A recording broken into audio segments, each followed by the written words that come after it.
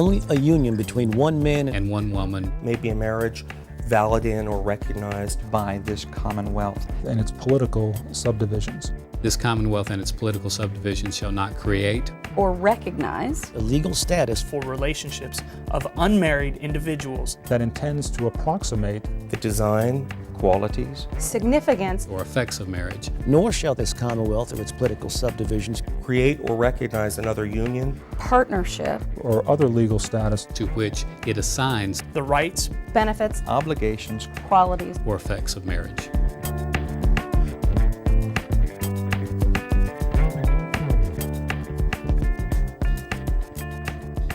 The amendment as currently drafted, and I was in that final conference committee that wrote it, and we'll go through what it means, but it says that that only a marriage between one man and one woman may be a marriage valid in or recognized by this Commonwealth and its political subdivisions. Statement number 2 is, this Commonwealth and its political subdivisions shall not create, recognize a legal status for relationships of unmarried individual that intends to approximate the designs, qualities, significance, or effects of marriage. And the last statement is, nor shall this Commonwealth or its political subdivisions create or recognize another union or partnership or another legal status to which it assigns the rights, benefits, obligation, qualities, or effects of marriage.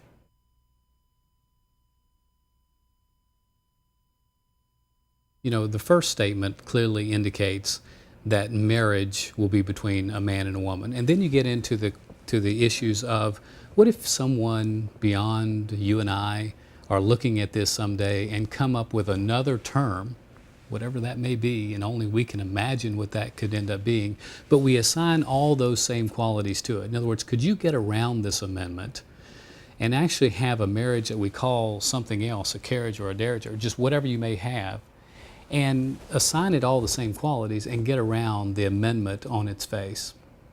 As a result of that, we went into the second paragraph and said, if it intends to approximate the designs, qualities, significance, or effects of marriage, then it will also be covered. In other words, if you're setting up a straw process to have a marriage, but you're just calling it something different, then it's not going to also be recognized by the Commonwealth of Virginia.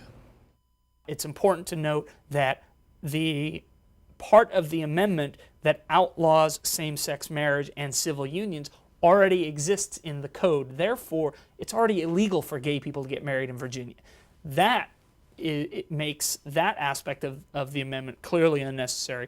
However, the rest of the amendment that broadens the restriction to straight couples, the parts that will harm our ability to enforce domestic violence laws, the parts that will harm an employer's ability to decide what kind of benefits to offer his or her employees, those do not exist in the code. If it were simply, you know, a few words or 3 long sentences with all kinds of things that have to be interpreted, like what does it mean to recognize? What does it mean to intend to approximate? What is a quality of marriage? What's an effect of marriage? In my mind, a quality that's an effect of marriage is that you automatically have medical power of attorney for a partner, that you automatically are the next of kin able to make funeral arrangements, and many other things in terms of inheritance. So to say that we can't recognize any legal status that is assigned the effects of marriage is huge. those things are not rights of marriage. They are rights as individual.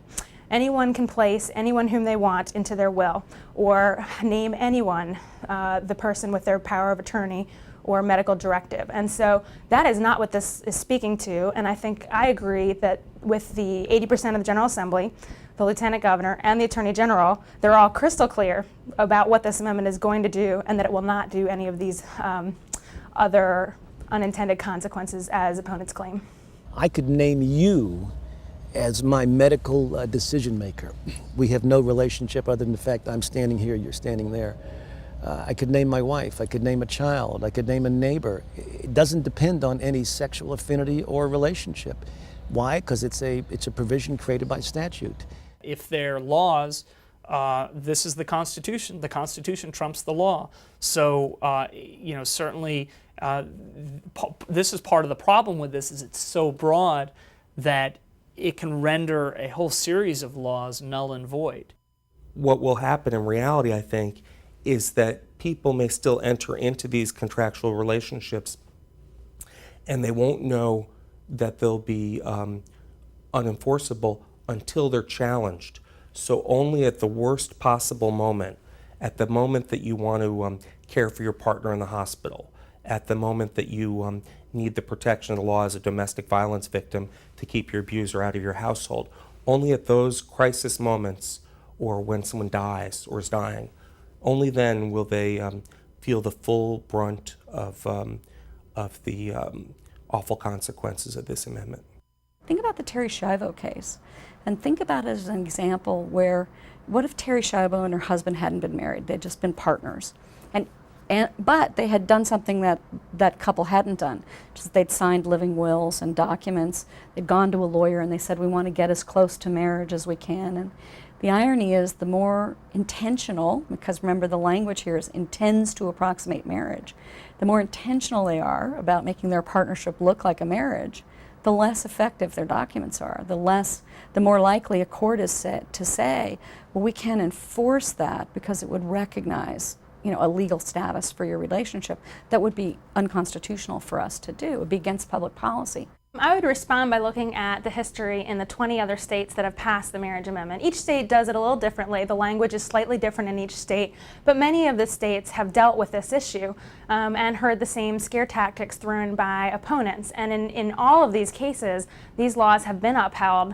They have not invalidated wills and contracts. It is a basic understanding of your rights as an individual, as a resident of Virginia, and as a citizen of the United States, that these are individual rights. And so I don't think that we're going to see that here in Virginia, and I feel very strongly confident and stand with the General Assembly, the Lieutenant Governor, and the Attorney General, the top legal mind in our Commonwealth, who has clearly come out and said that's not the purpose of this, and we don't see that this will have that effect.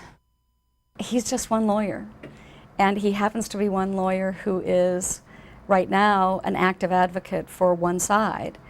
In fact, he's been out raising money for one side on this issue, and so he's one lawyer with a point of view, just as I'm a recovering lawyer and former Chief Deputy Attorney General in Virginia, and I'm a lawyer with another view, and I think therein lies the fundamental nub of the issue.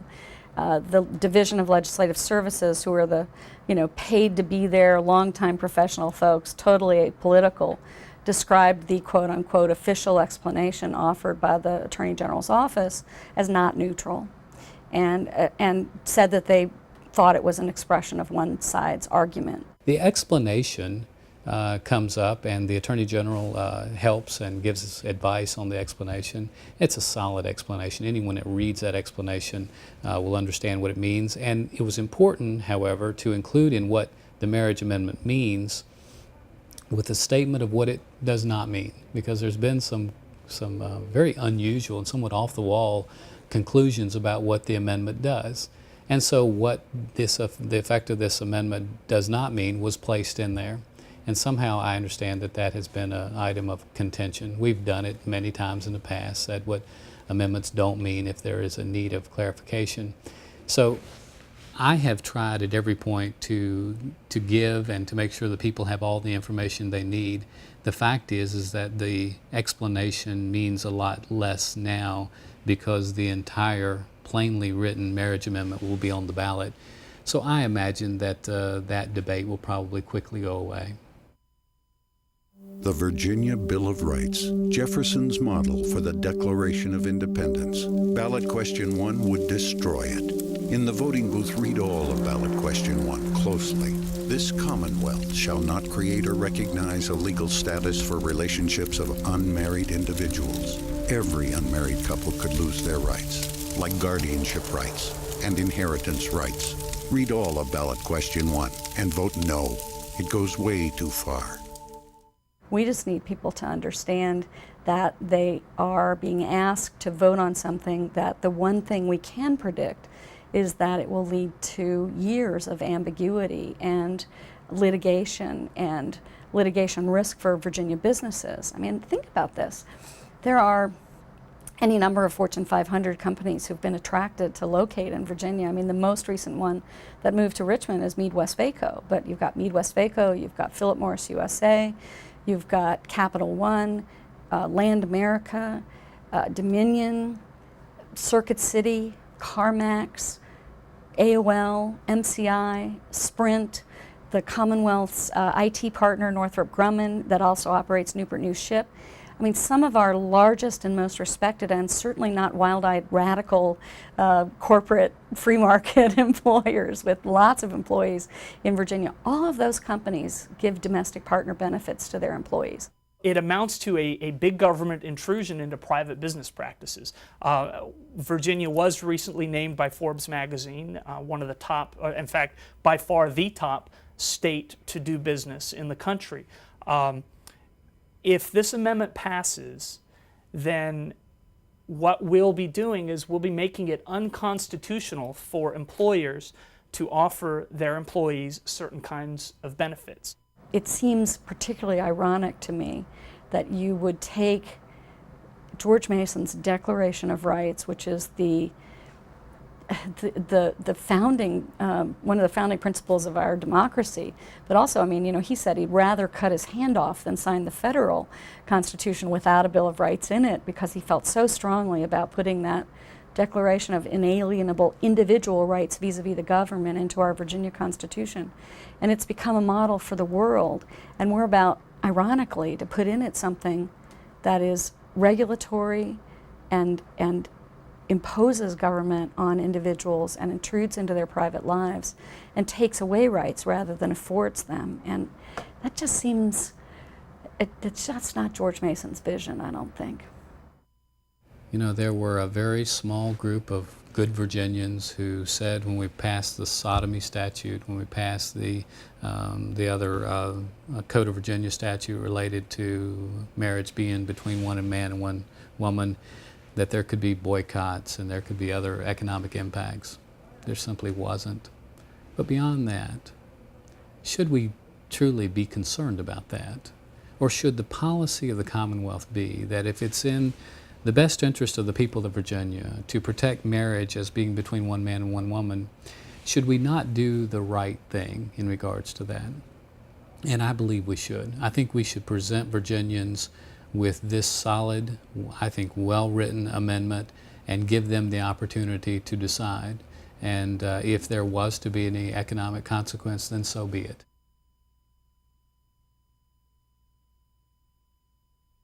It is necessary because the Lambda Legal Defense Fund and its affiliates in all the 50 states are seeking to undermine the meaning of marriage.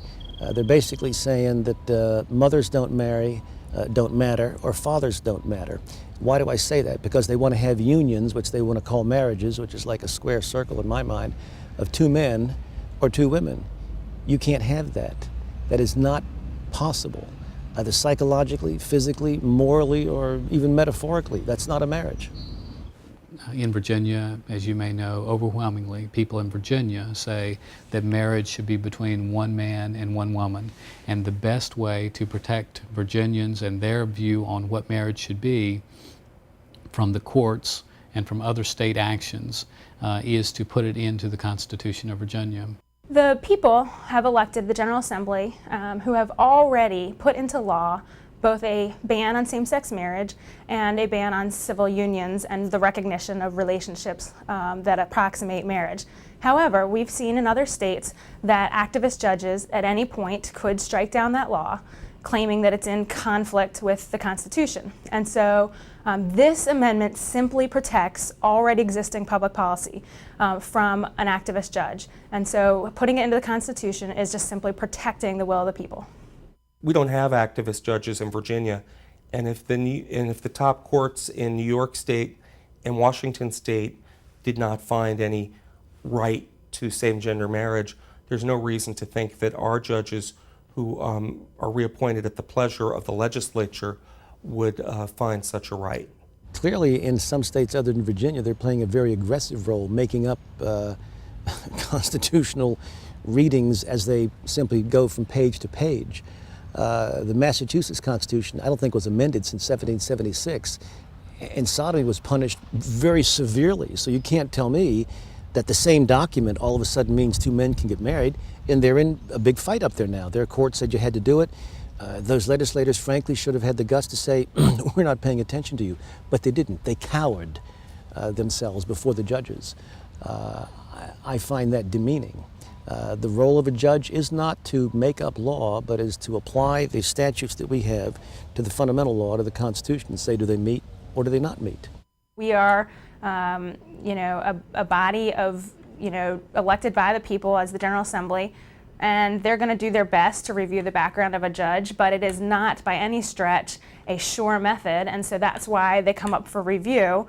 And even in that process, things can be missed, and so that's why our General Assembly just feels that they need to do everything they can to protect the law. And unfortunately, what we've seen around the country is when groups like Equality Virginia fail in the General Assembly in their agenda, they circumvent the will of the people by going to the courts. There's an effort to actually have homosexual rights pushed through the court system because they cannot win in the legislatures who are elected by the people. All gay and lesbian Virginians are asking for, all any Virginian is asking for, is to be treated with dignity and respect. Treat me the way you would want me to treat you. That is a traditional value that dates back millennia, and that is the value that we should be using and keeping in mind when we legislate in the Commonwealth of Virginia.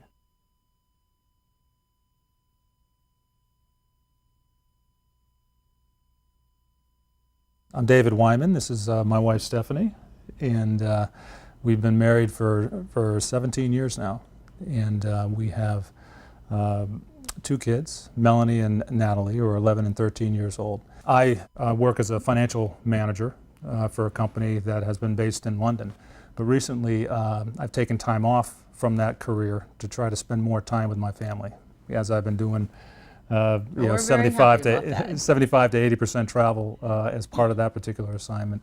I'm looking forward to something that's a lot more close to home.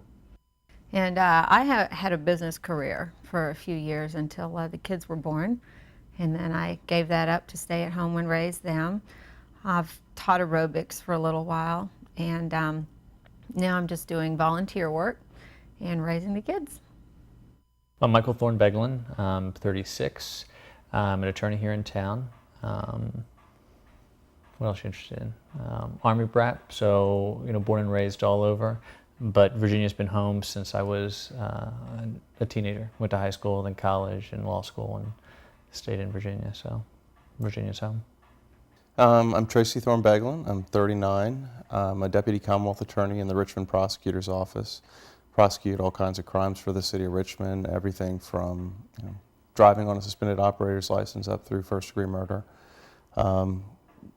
Did 5 years in the Navy as a naval flight officer. Navy's kind of what brought me to Virginia. Made Virginia home ever since then, and met Michael here in Virginia, and we settled down here. Well, I had heard some things about David. We were both working at Texas Instruments at the time, and he sounded like an interesting guy, so I called him up and asked him out on a blind date, and the rest is history. We actually met when I was in college. William and Mary and Tracy was stationed at Oceana, and it was my senior year, and we actually met through a mutual friend.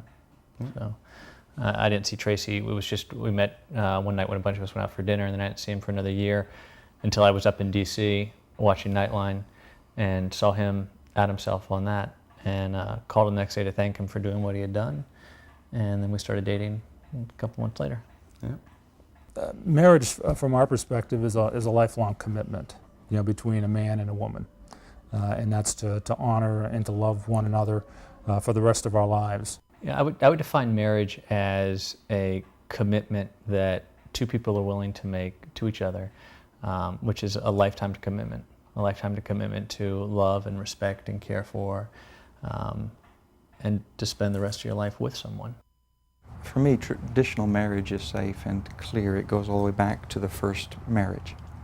In Genesis chapter 1, God made Adam and God made Eve and said, this is good. And he also told them in Genesis chapter 2, verse 24, "Therefore shall a man leave his father and mother, cleave to his wife, and the two shall become one flesh."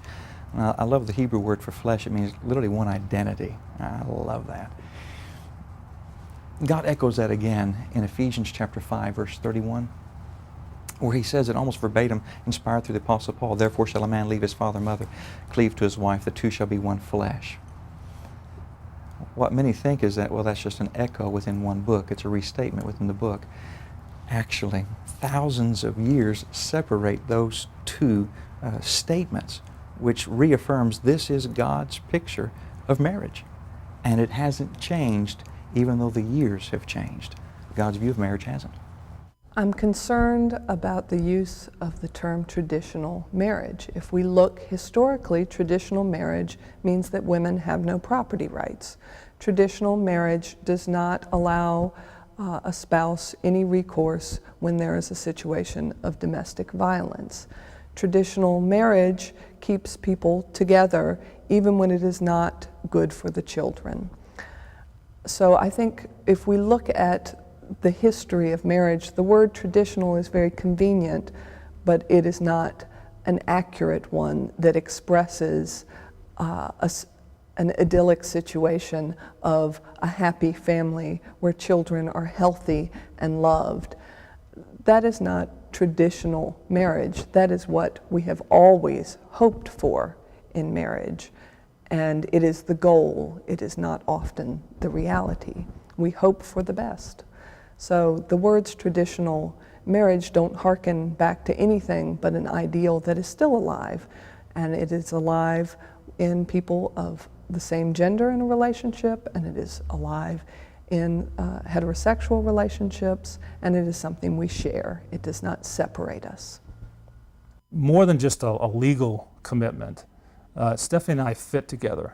And that's just not, not just the physically fit, in the way that we look and act and love, but it's also, emotional and it's spiritual. In many ways we complement each other in what we do and in how we raise our family. Trace and I are married. We have lived in what is a married relationship for, as Tracy said, almost 14 years now. 7 years ago now?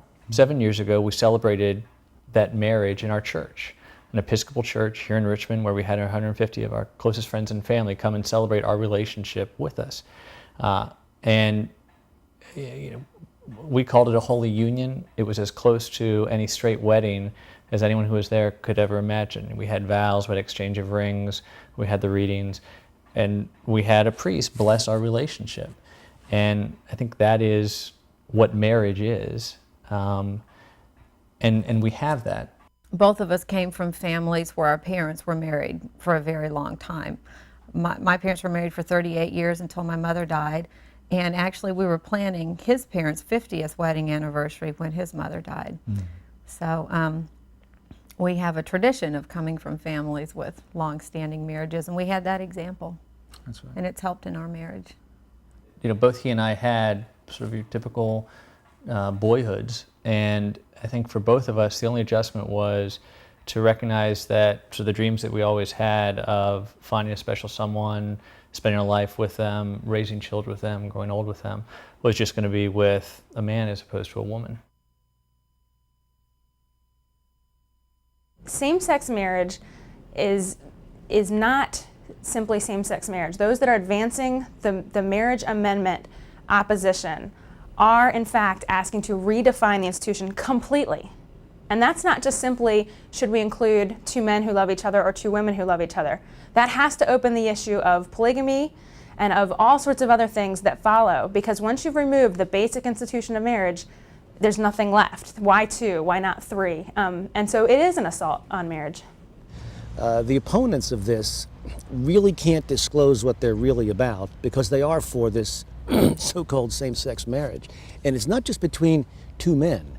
The groups that are organized here, the gay, lesbian, bisexual, transgendered, GLBT, the bisexuals to be, quote, satisfied socially or whatever they call it, have to have one of each. Now, why don't they want to talk about that? Or do they want to deny or impose their view on the bisexuals or the transgendered? Once you get out of this, you can't stop at one man, one woman. I think that is just the voice of fear speaking. America has never been real good about dealing with human sexuality. We have a lot of issues with it, and to say scare words like polyamorous relationships or you never know what'll happen next, that's just fear. That's just fear talking. And fear comes out of ignorance, and ignorance can be cured by meeting people face to face, getting to know the people of whom you have some sort of fear. And there is no reason to fear that gay marriage will lead to anything except for couples sharing a microwave and a driveway and trying to raise their kids right. People talk about the need to defend the institution of marriage. Well, defend it from what? If what we have and what we are is married, what are you defending this institution from? You know, you need to defend marriage from divorce. That's what you need to defend it from. So do something to help people not get divorced. I have to confess, we have the problem within the church, just as you see it in society. And we've got to teach our people to be the couples that God's intended them to be, to have that love and respect relationship that binds them close, to teach them to communicate and sacrifice, and to experience the gifts in marriage that God's intended. Yeah. It's sad that we have to look to the government for that. It should be the church's place. Divorce is a tremendous issue here in Virginia and across the country. And we believe very strongly that divorce has a terrible effect on kids. And so we have been working to pass several divorce reform initiatives, basically saying that at this point divorce is far too easy and can happen without enough thought and certainly without enough protection for the children that are involved. And so we're very active in creating and amending laws that would, in fact, reform the divorce process. The same folks that back in the 60s said no-fault divorce would actually be great on families because people are unhappy and will just break apart and then everybody will be happy. It's those same people who are now pushing same-sex marriage, saying that it's an acceptable family situation. Unfortunately, 40 years after no-fault divorce, most of society recognizes that it's extremely harmful. And so this is those same people putting forward another great social experiment that the results of which our next generation will experience. Proponents of this amendment want to blame all of the world's ills on gay people, and it is simply not the case. High divorce rates in our country have nothing to do with gay people. It's straight people who are getting divorced. If you talk about demeaning the institution of marriage, well, you've got folks like Britney Spears getting married and then having it annulled 2 days later. You look at the straight marriages coming out of Hollywood. I would say that does a lot more to demean marriage than anything a two men or two women could do. I think there are a lot of attacks today on traditional marriage. I think living together outside of marriage is an attack. I think infidelity while in marriage is an attack. I believe divorce is an attack. I believe that spousal abuse, child abuse are attacks. All of these are attacks, and you could even expand it in some ways to say pornography today is an attack on traditional marriage. It gets our eyes off our spouse. There are so many other attacks other than the gay marriage amendment or issue.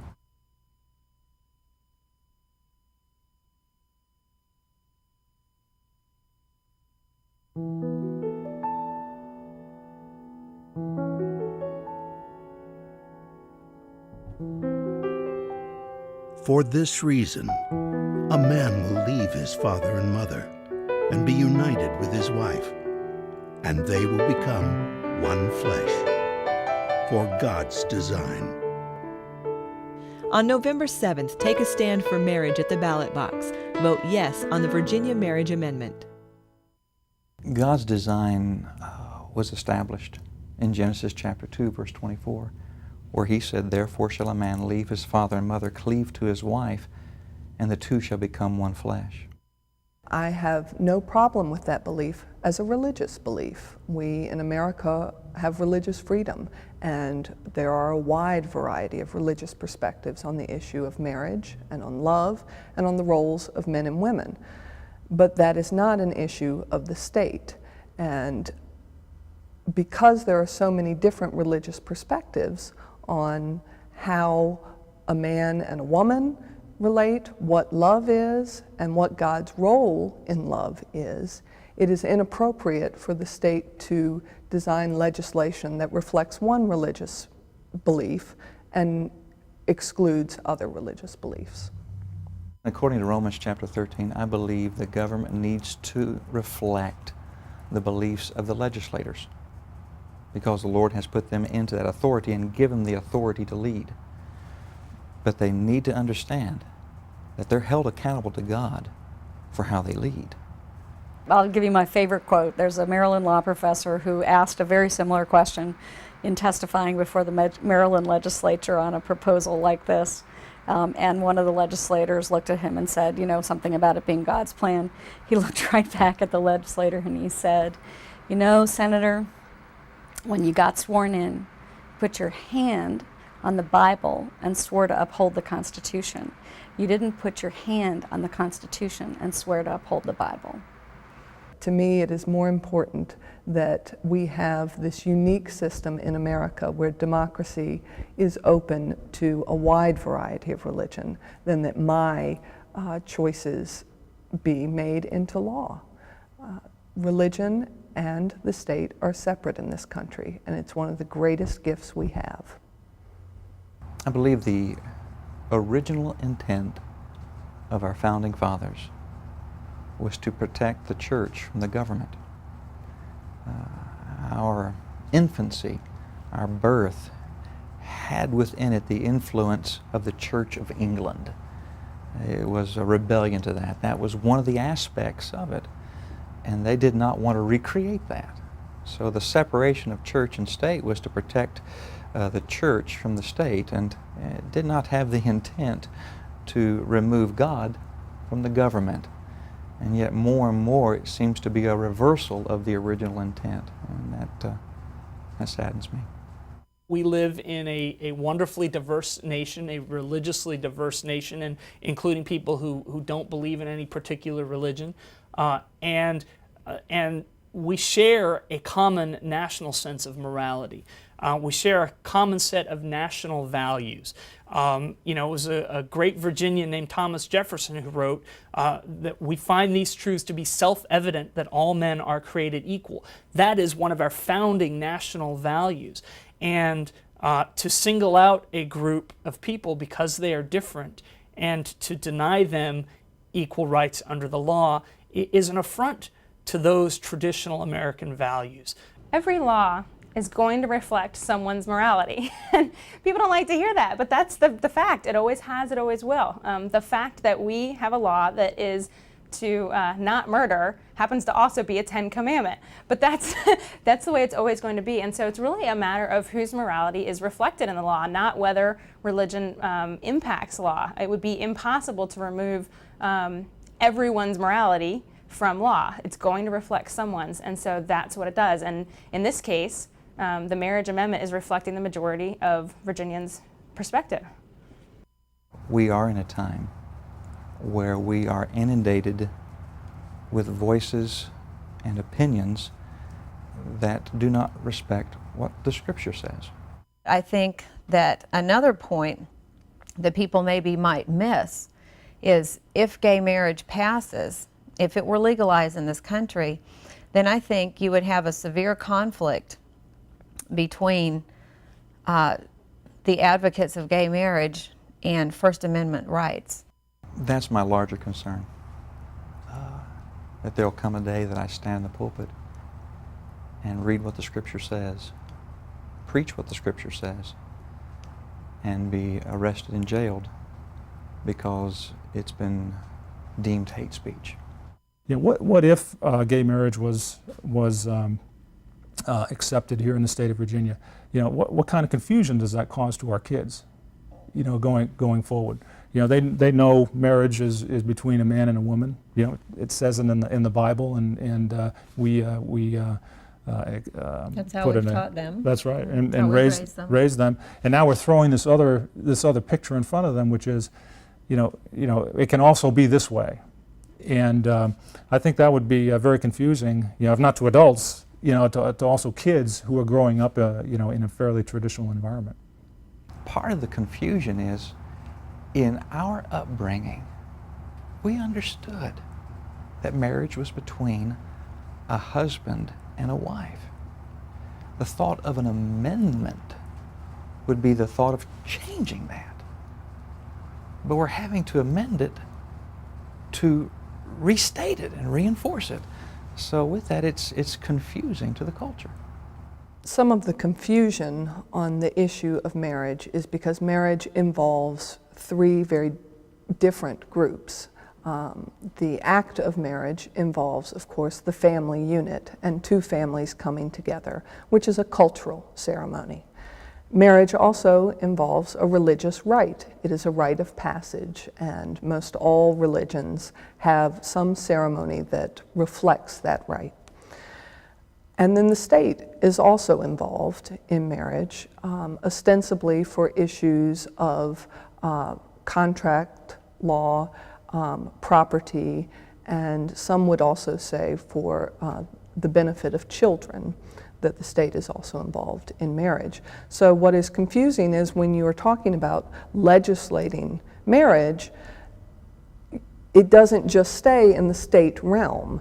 It bleeds into these other areas of family, culture, and religion, which is where the difficulty is.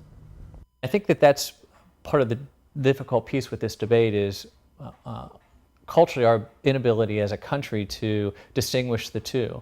And that when people talk about defending marriage, they think of the sacrament that is important to them in their church.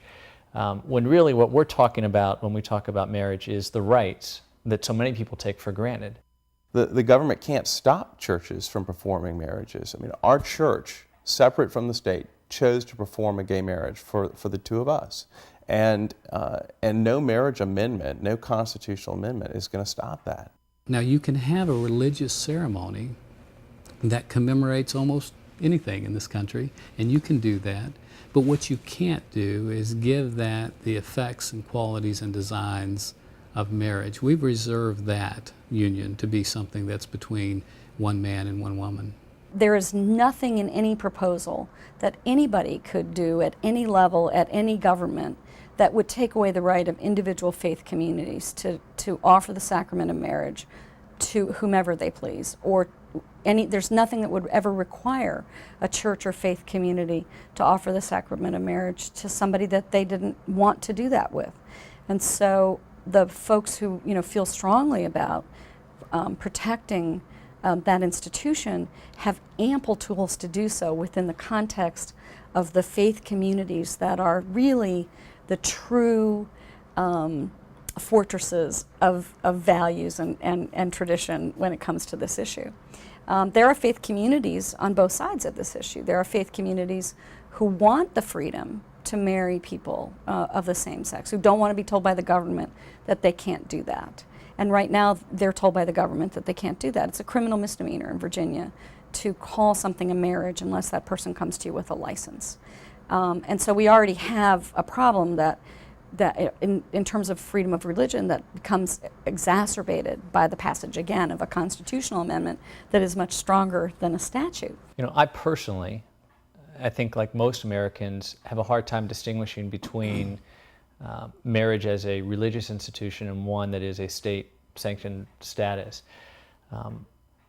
But because of the debate and because I'm a gay man, I have to accept that while my church is willing to marry me, my state or my commonwealth isn't willing to grant me the rights that other couples who are married have.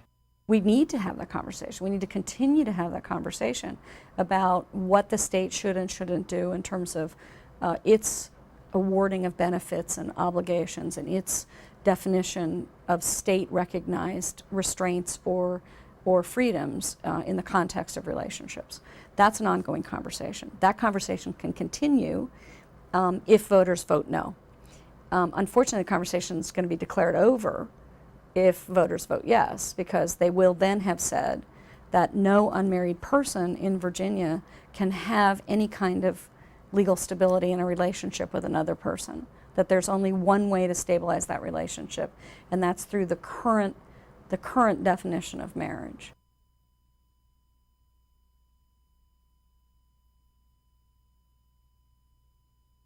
Yeah, I think for both of us, we always thought from the time that we were kids that we would have children of our own. And being gay never really seemed to be a stumbling block for either of us in that respect. And, so for us, family is what the two of us have had for 14 years, and we've been lucky enough to expand that now with two great kids. And our extended families are a part of us raising our kids, and can't imagine doing it without them.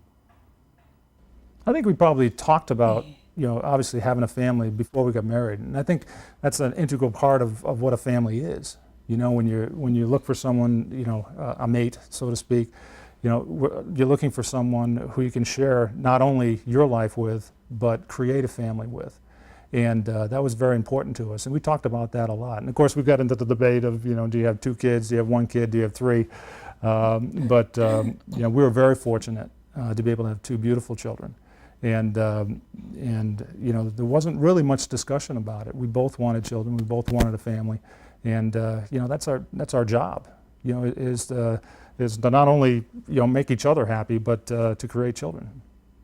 Well, the first thing we did when we decided that we wanted to become a family was to look at the state of Virginia at that point and realize that we couldn't do what we wanted here. And so we went elsewhere, and we went out of the state.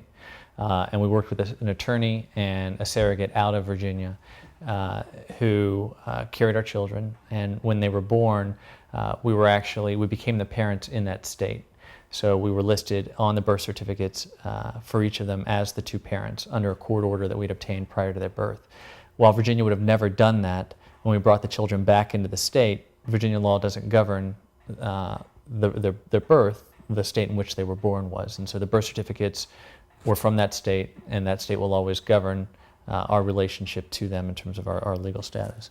So the first thing was to recognize, and this was even before the marriage amendment was proposed, sort of what the state of law in Virginia was, and it just wasn't conducive for us in terms of what we wanted, which was for both of us to have full legal rights to both of our children in a way that was most defensible to anyone else.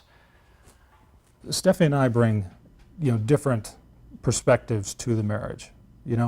I'm more of I provide security. I push the kids, a lot harder than she would.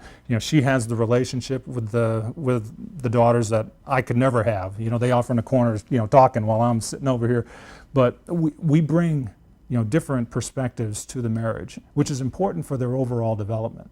He has qualities as a male that I cannot even begin to imitate, and likewise, I have qualities as a woman that he can't begin to imitate, and both of those sides I see are critical to the complete development of the personality and the development of our children. Mm-hmm. And that is why I think that it's been given exclusively to a man and a woman to be able to create life.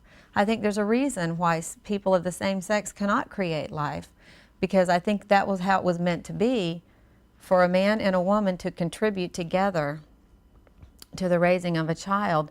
And if you change that formula, which gay marriage proposes to do by, allowing that marriage and introducing children into that situation, then I think it begs the question, which one of us is a parent who's not important? Because they're saying that one of the parents isn't important. You can have 2 moms or 2 dads, and one of them is not important.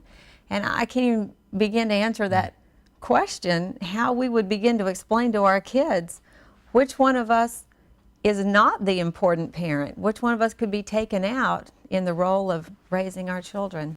The suggestion that the amendment is somehow about protecting children also ignores, and as so many arguments by those that support this is unburdened by the facts, it suggests that somehow children in a gay household are some way, in any way, disadvantaged or somehow less whole, or what they are provided by society is less than a couple, a straight couple, or even a single parent.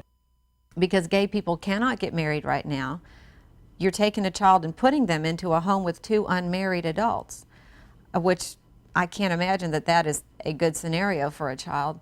And also you're taking away the input of either a father or a mother.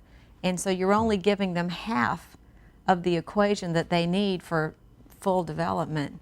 I believe that government needs to support what is best for society, and studies have proven out the wazoo that maybe that's not a technical term, but studies do show that the best environment in which to raise children is overwhelmingly an environment with a father and a mother who are married.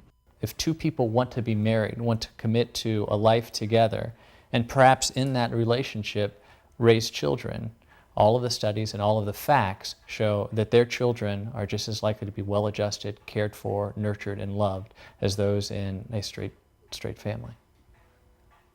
We're all human beings at the core. Homosexual, heterosexual, it doesn't matter. We are all human beings, and we all have the need to be a family. For love and a family. But I would again go back to, we just need to consider what's best for children. Their needs need to come first before even our own desires. And we do that on a regular basis. We are always you know, sacrificing something ourselves to do something for our children. And I just think that needs to be the basis of decision when it comes to children. Our interest in life is protecting our children and ensuring that our children have everything that they need, and this amendment does nothing but undermine our ability to do that. You know, despite the fact that we think that we've shored up our relationship legally as best as we can with one another and with our kids, who knows what's going to happen 5 years, 10 years down the road, you know, if something awful should happen to either one of us, and those agreements are put to the test. We can't go to sleep every night with the peace and tranquility of knowing that if we don't wake up the next morning, that somehow our relationship isn't going to be challenged. Yeah, and that's kind of frightening, because I think a lot of straight Virginians go to bed every night with that sense of security that we don't enjoy. I believe that marriage has always been the institution between one man and one woman, supported by the government because they understand the benefit to society, that children raised in a home with a mom and a dad are better off. All successful societies have had the family structure. The family structure of a man and a woman clearly is the best incubator that there can have for children. As a father, I know that and understand it. I know how many shortcomings I have, and my wife has so many strengths.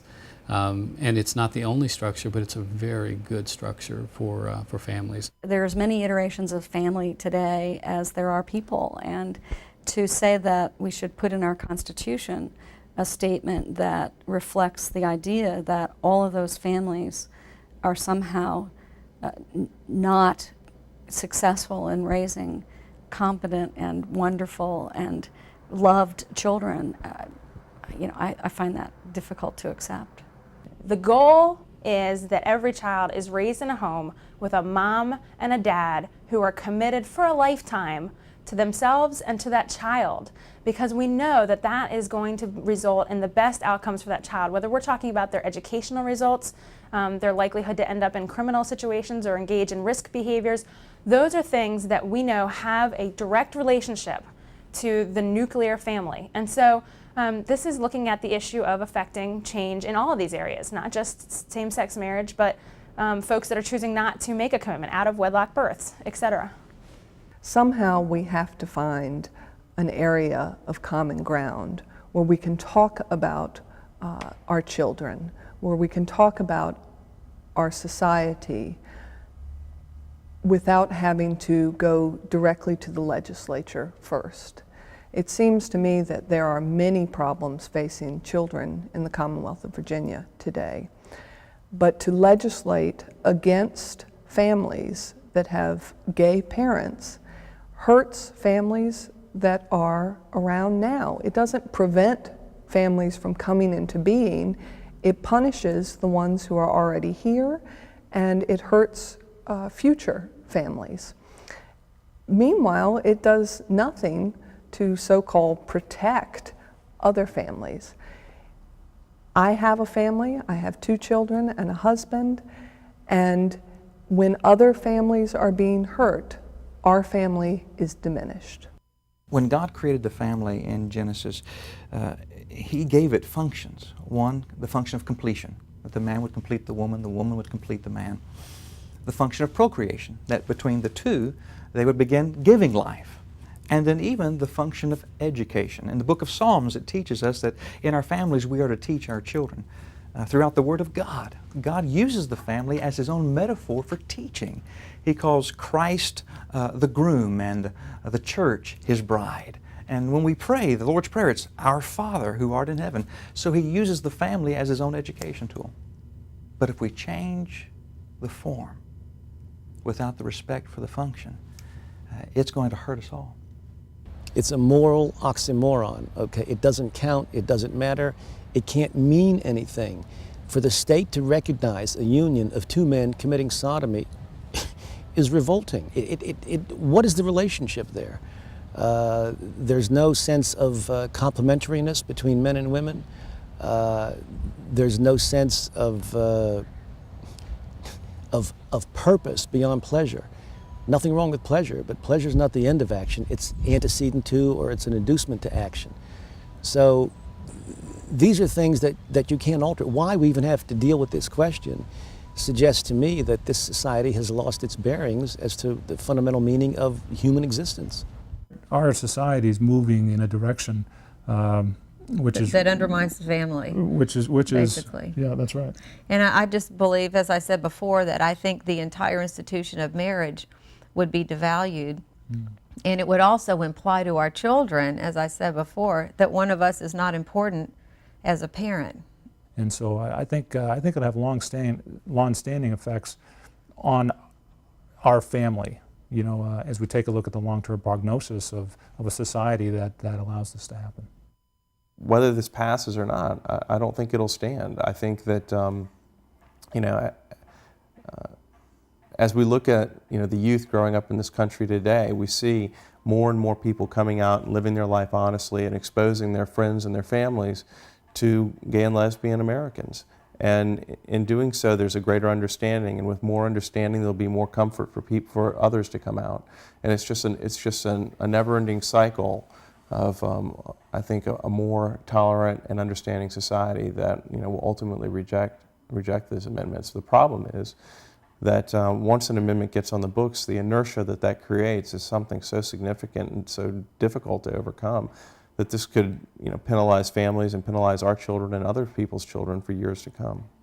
I think that in America we have a tendency to look at things from a very selfish perspective. We look at our own relationship and say, I just want this for me. But you have to look at marriage as something bigger than me and my husband, something bigger than that couple. Marriage is an institution that has benefits to society, and it is much bigger than our own personal opinions about it. And so I would simply say that we need to look at what is best for the future and for the future generations. I think when we look at the history of our country, freedom has been tantamount. At our best moments in our country's history, we have embraced the difficulties of freedom for all. At our worst moments in our country and in this Commonwealth, we have denied people's rights and we have kept them from being free.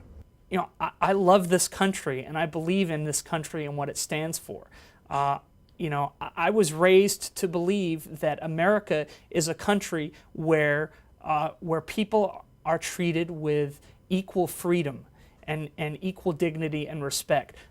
As a Jew, certainly this is a country that has, you know, this is the country to where my family fled after being persecuted by people who believed that because you're different, your life and your rights are not as valuable as theirs.